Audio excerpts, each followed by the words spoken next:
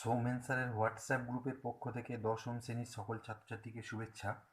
আমরা ইতিমধ্যে ত্রিকোণমিতির এই 23 অধ্যায়ের 23.1 এবং 23.2 শিখে এসেছি। আজকে আমরা ত্রিকোণমিতিক অনুপাত এবং ত্রিকোণমিতিক অভেদাবলী তোমাদের বইয়ে কোষে দেখি যে 23.3 অধ্যায় রয়েছে 311 পাতায়, সেই সম্পর্কে বেশ কিছু সূত্র এবং জানব এবং বেশ কিছু গাণিতিক সমস্যা সূত্রের সাহায্যে সমাধান করব। তো আমরা এই কোষে দেখি 23.3-তে যে সূত্রগুলো রয়েছে সেগুলি আলোচনা করবার জন্যে আমাদের প্রথম সমকোণী একটি ত্রিভুজের তিনটে বাহুর মধ্যে যে সম্পর্ক রয়েছে সেগুলো আমাদেরকে কিন্তু সম্পর্কের সাহায্যে সেই সূত্রগুলিকে প্রতিষ্ঠা করতে হবে। তো আমরা এখানে আজকে যে কাজ করব, যে ত্রিকোণমিতিক যে অনুপাতগুলি রয়েছে তাদের মধ্যে যে সম্পর্ক রয়েছে সেগুলি নির্ণয় করব।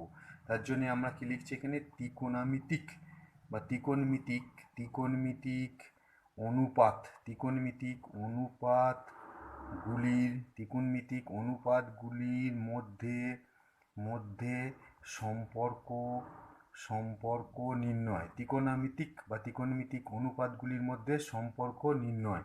তো আজকে আমরা ত্রিকোণমিতিক অনুপাতগুলির মধ্যে যে সম্পর্ক রয়েছে সেগুলিকে নির্ণয় করব। তো আমরা প্রথম এই কাজটি করবার জন্যে একটি সমকোণী ত্রিভুজ অঙ্কন করব। তো আমরা একটি প্রথম কাজ হচ্ছে একটা সমকোণী ত্রিভুজ অঙ্কন করা। তোমরা সকলেই জানো যে সমকোণী ত্রিভুজের সূক্ষ্মকোণের ভিত্তিতে আমাদেরকে লম্ব এবং ভূমিকে নির্দিষ্ট করতে হয়। তো তোমরা ধরো এই সমকোণী ত্রিভুজটার নাম আমি তোমাদেরকে ABC দিয়ে বুঝিয়ে দিচ্ছি। তো এই ABC একটা সমকোণী ত্রিভুজ। ধরে নিচ্ছি যে আমরা এই যে সি অ্যাঙ্গেলটা, এটা হচ্ছে থিটা কোণ। তাহলে এটা আমরা ধরে নিলাম কি যে অ্যাঙ্গেল ACB হচ্ছে থিটা। তোমরা সবাই জানো যে এই সমকোণী ত্রিভুজটার এই অ্যাঙ্গেলটা হচ্ছে 90 ডিগ্রি। তাহলে থিটা কোণের সাপেক্ষে এর লম্ব কোণটা লম্ব হচ্ছে AB।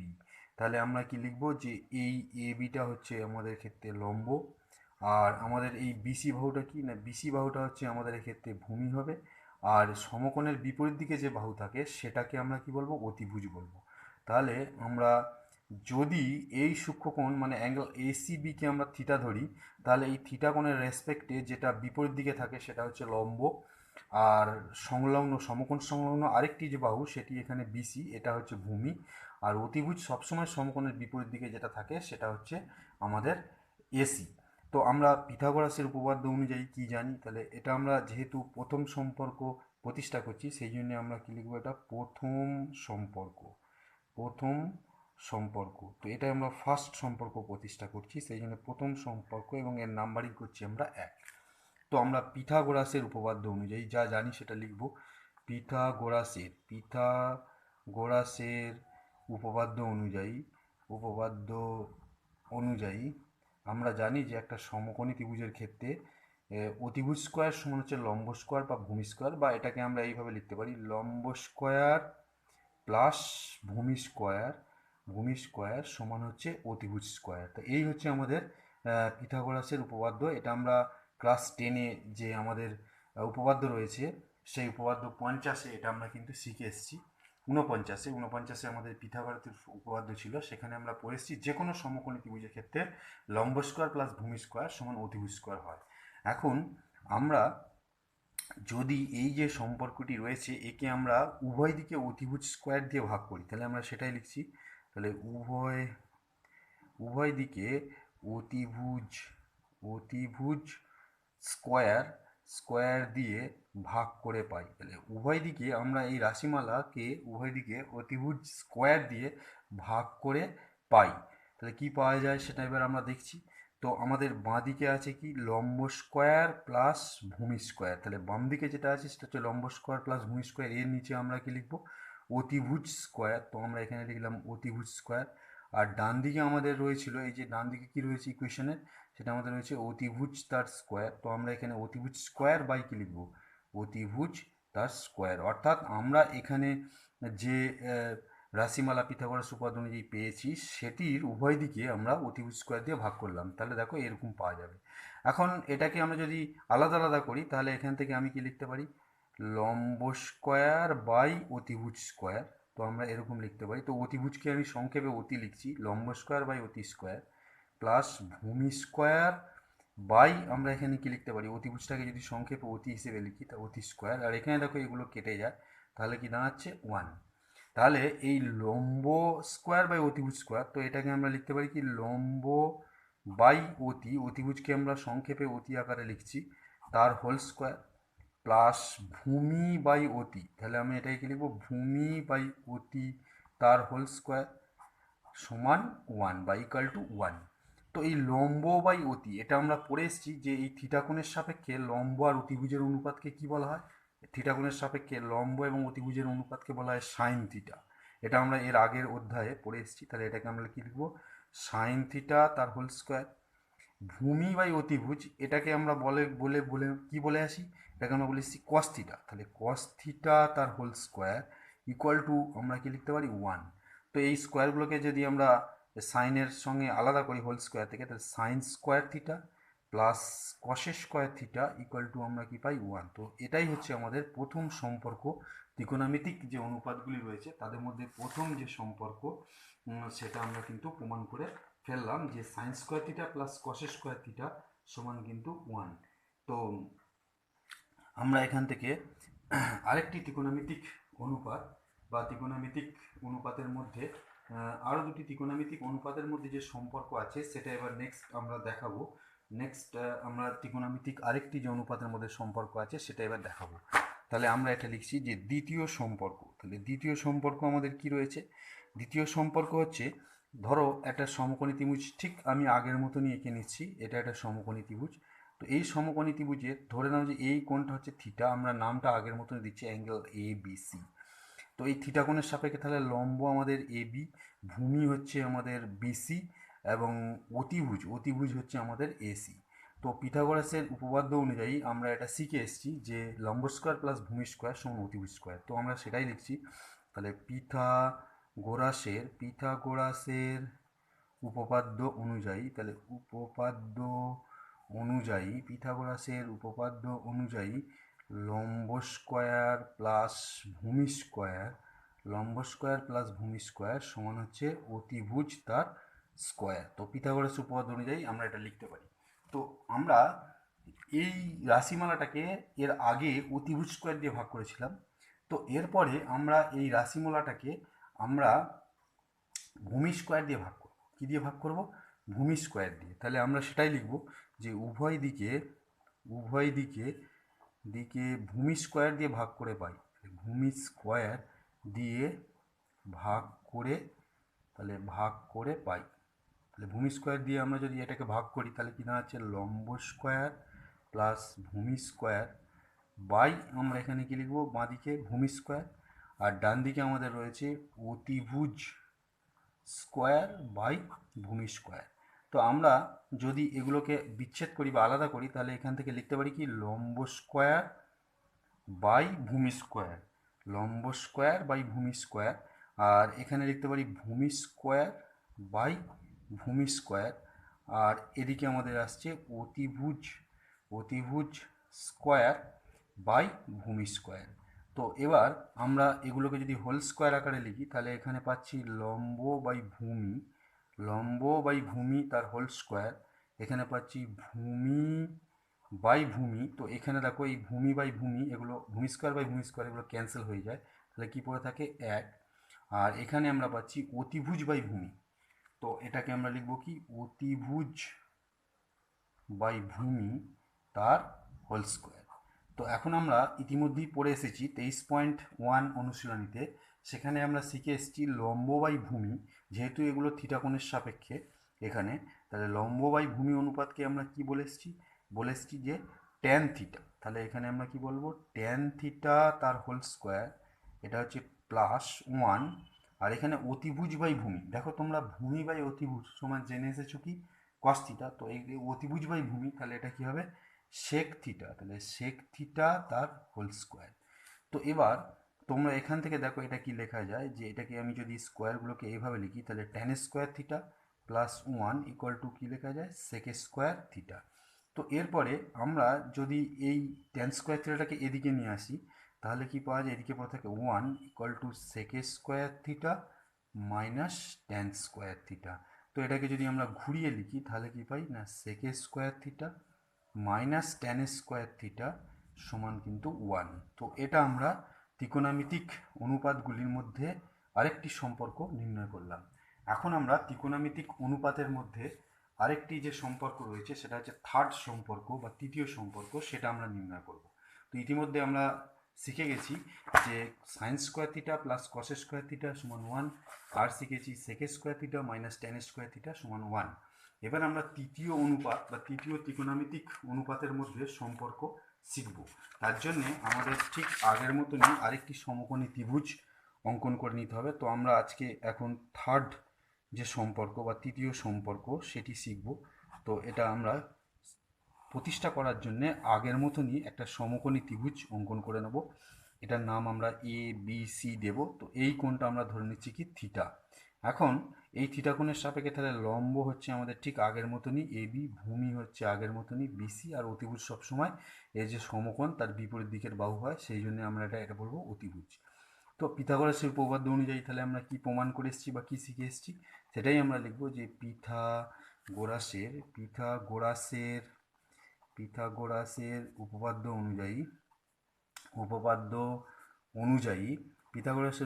অনুযায়ী আমরা প্রমাণ করে এসেছি লম্ব স্কোয়ার প্লাস ভূমি স্কোয়ার সমান হচ্ছে অতিভুজ স্কোয়ার। তো এটা আমরা ইতিমধ্যেই প্রমাণ করে এসেছি পিথাগোরাসের উপপাদ্য ক্লাস 10-এরই আমাদের জ্যামিতির উপপাদ্য যে সেকশন, সেখানে 49 নম্বর উপপাদ্য এটা ছিল, এটা আমি আগেও বলেছি।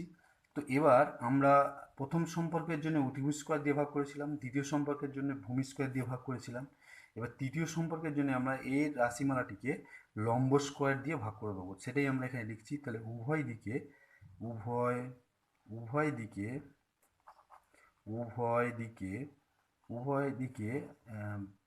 লম্ব স্কোয়ার দিয়ে ভাগ করে পাই। তো আমরা এখানে যে রাশিমালাটি পেয়েছি তার উভয় দিকে আমরা লম্ব স্কোয়ার দিয়ে ভাগ করে দেবো। তাহলে কি লিখবো? লম্ব স্কোয়ার প্লাস ভূমি স্কোয়ার বাই আমরা লিখব লম্ব স্কোয়ার সমান হচ্ছে অতিভুজ তার স্কোয়ার বাই লম্ব স্কোয়ার। এখন আমরা এটিকে আলাদা করব। তাহলে এখানে আমি লিখব কি যে লম্ব স্কোয়ার বাই লম্ব স্কোয়ার, এখানে লিখব প্লাস দিয়ে ভূমি স্কোয়ার বাই লম্ব স্কোয়ার, আর এখানে লিখব অতিভুজ স্কোয়ার বাই লম্ব স্কোয়ার। তো আমরা এবার এখান থেকে দেখতে পাচ্ছি যে এই যে লম্ব স্কোয়ার বাই লম্ব স্কোয়ার এগুলো কেটে গিয়ে এখানে 1 পড়ে থাকে। তাহলে আমরা এখানে পেলাম 1, এটাকে আমরা লিখতে পারি ভূমি বাই লম্ব তার হোল স্কোয়ার, আর এটাকে আমরা লিখতে পারি অতিভুজ বাই লম্ব তার হোল স্কোয়ার। এখন এখানে আমরা যেরকম 1 আছে সেরকমই রাখবো। ভূমি বাই লম্ব তোমরা পড়ে এসছো, লম্ব বাই ভূমি মানে হচ্ছে ট্যান থিটা, যেহেতু এটা থিটা কোণের রেসপেক্টে বলছি, তাহলে এখানে যেহেতু ভূমি বাই লম্ব তাহলে ট্যান থিটার অনন্যক মানে কট থিটা হবে। তাহলে এখানে কট থিটা তার কি লিখবো? Whole square. আবার এখানে অতিভুজ বাই লম্ব, তোমরা লম্ব বাই অতিভুজ সমান সাইন থিটা জেনে এসছো, তো অতিভুজ বাই লম্ব মানে সাইন থিটার অনন্যক মানে কোশেক থিটা। তাহলে এখানে আমরা কি বলবো? এটা কোশেক থিটা তার হোল স্কোয়ার। তাহলে আমরা এখান থেকে যে রিলেশনটা পেলাম, তো এখানে ফার্স্ট স্কোয়ারগুলোকে এইভাবে লিখে নেবো। এটাকে লিখবো কটে স্কোয়ার থিটা, এটা হচ্ছে equal to cosec square theta. তা এখন আমরা দেখো যে এই কটে স্কোয়ার থিটাকে যদি এদিকে নিয়ে যাই তাহলে কী হবে? মাইনাস হয়ে যাবে। তাহলে বাঁ দিকে আমাদের পড়তে হবে 1, ডান দিকে হবে হচ্ছে কোসেকে স্কোয়ার থিটা মাইনাস কটে স্কোয়ার থিটা। এটাকে যদি আমরা ঘুরিয়ে লিখি মানে বাম দিকটাকে ডান দিক এবং ডান দিকটাকে বাঁ দিকে লিখি, তাহলে দাঁড়ায় হচ্ছে কোসেকে স্কোয়ার থিটা মাইনাস কটে স্কোয়ার থিটা ইকুয়াল টু 1। তাহলে এই হচ্ছে আমাদের থার্ড সম্পর্ক। তাহলে আমরা প্রথম যে সম্পর্কটা শিখলাম আমি আরেকবার দেখাচ্ছি, sine square theta plus cos square theta 1। আচ্ছা, দ্বিতীয় সম্পর্ক আমরা শিখলাম sec square theta minus tan square theta সমান 1। তৃতীয় সম্পর্ক আমরা শিখলাম কি যে কোসেক স্কোয়ার থিটা মাইনাস কটে স্কোয়ার থিটা সমান 1। এবার আমরা ত্রিকোণমিতিতে যে বিভিন্ন অনুপাতগুলো রয়েছে তাদের মধ্যে সম্পর্কগুলি সূত্র আকারে লিখে নেব একবার সংক্ষিপ্তভাবে। তাহলে আমরা যা যা শিখেছি দেখো, তোমরা প্রথম শিখেছিলে কি যে সূত্র আকারে এগুলো লিখে নেবো, সেই জন্য আমি তোমাদের এগুলো সূত্র বলে লিখে দিচ্ছি। প্রথম যেটা তোমরা শিখেছিলে যে sine square theta plus cos square theta সমান কি শিখেছো 1। দেখো আমি যদি এখান থেকে আমরা সাইন স্কোয়ার থিটার মান বার করতে চাই, তাহলে সাইন স্কোয়ার থিটা সমান হবে 1 মাইনাস কস স্কোয়ার থিটা। তো এখান থেকে আমি যদি এই স্কোয়ারটা তুলি তাহলে এটা হবে সাইন থিটা সমান, আমরা যদি ধনাত্মক মানটাই নিই তাহলে 1 মাইনাস কস স্কোয়ার থিটা। তো এই একটা সম্পর্ক পেলাম। আবার দেখো যে এই যে সম্পর্কটা, এই সম্পর্কটাকে আমি যদি এইভাবে লিখি sign square theta plus cos square theta সমান আমরা কি জানি 1। তো আমরা সাইন থিটার মান বার করছিলাম সাইন স্কোয়ার থিটা, তো আমি যদি কস স্কোয়ার থিটার মান বার করি তাহলে কস স্কোয়ার থিটা সমান আমাদের আসবে 1 মাইনাস সাইন স্কোয়ার থিটা। আবার এখান থেকে আমি যদি কস থিটার মান বার করতে চাই তাহলে কস থিটা সমান হবে √1 মাইনাস সাইন স্কোয়ার থিটা। তো আমরা এখানে সবই ধনাত্মক মান নিচ্ছি। কী মান নিচ্ছি? ধনাত্মক। তো ধনাত্মক মান ধরে তোমরা জানো যে এই রুট আমরা এদিকে যখন রুটটা তুলি, স্কোয়ারটা তুলি, এদিকে রুট নিলে প্লাস মাইনাস সাইন আসে, তো এখানে আমরা ধনাত্মক ধরছি, সেই জন্য আমরা নেগেটিভটা নিচ্ছি না। তো এরপরে আমরা দ্বিতীয় যে সম্পর্ক শিখেছিলাম যে sec square theta minus tan square theta সমান 1। তো এখান থেকে ফার্স্ট আমরা যে কাজ করব যে এই সেক থিটার মানটা বার করব, তার জন্য আমি এখানে লিখছি sec square theta equal to 1 plus tan square theta হবে। দেখো আমি যদি সেক থিটার মান বার করতে চাই তাহলে এখানে হবে √1 প্লাস ট্যান স্কোয়ার থিটা। তো এই হচ্ছে আমাদের সেক থিটা থেকে ট্যান থিটার মান। আবার এই যে সম্পর্কটা দেখো আমি এটাকে লিখছি sec square theta minus tan square theta equal to 1। তো এখান থেকে আমি বার করব ট্যান স্কোয়ার থিটার মানটা। দেখো আমি ট্যান স্কোয়ার থিটাটাকে এদিকে নিয়ে যাচ্ছি আর 1টাকে এদিকে নিয়ে আসছি, তাহলে এটা হচ্ছে sec square theta minus 1 equal to tan square theta. এবার এটাকে আমি ঘুরিয়ে লিখে নিচ্ছি, মানে বাম দিকটাকে ডান দিক আর ডান দিকটাকে বাঁ দিক, তাহলে tan square theta equal to sec square theta minus 1। তো আমি যদি এদিকে স্কোয়ারটা তুলি তাহলে tan theta equal to sec square theta minus 1। তো এইভাবে আমরা দ্বিতীয় যে সম্পর্ক শিখেছিলাম সেখান থেকে কিন্তু এই দুটো সম্পর্ক আরও বার করতে পারি। এরপরে আমরা 3 নাম্বার যে সম্পর্ক শিখেছিলাম cosec square theta minus cot square theta সমান হচ্ছে 1। তো এখান থেকে আমি একবার কোসেক থিটা আর একবার কট থিটার মান বার করতে পারি। দেখো কিভাবে বার করছি। তো এখান থেকে আমি লিখছি কোসেক স্কোয়ার থিটা সমান হচ্ছে 1 প্লাস কট স্কোয়ার থিটা, তাহলে বা দিয়ে কোসেক থিটা, তাহলে এখান থেকে আমি কোসেক থিটার মান বার করছি। তো এদিকে স্কোয়ারটা তুলে এদিকে রুট হবে, তাহলে 1 প্লাস কট স্কোয়ার থিটা। তো একইভাবে এখানে আমরা এই সম্পর্কটা একবার লিখে নেব cosec square theta minus cot square theta equal to 1।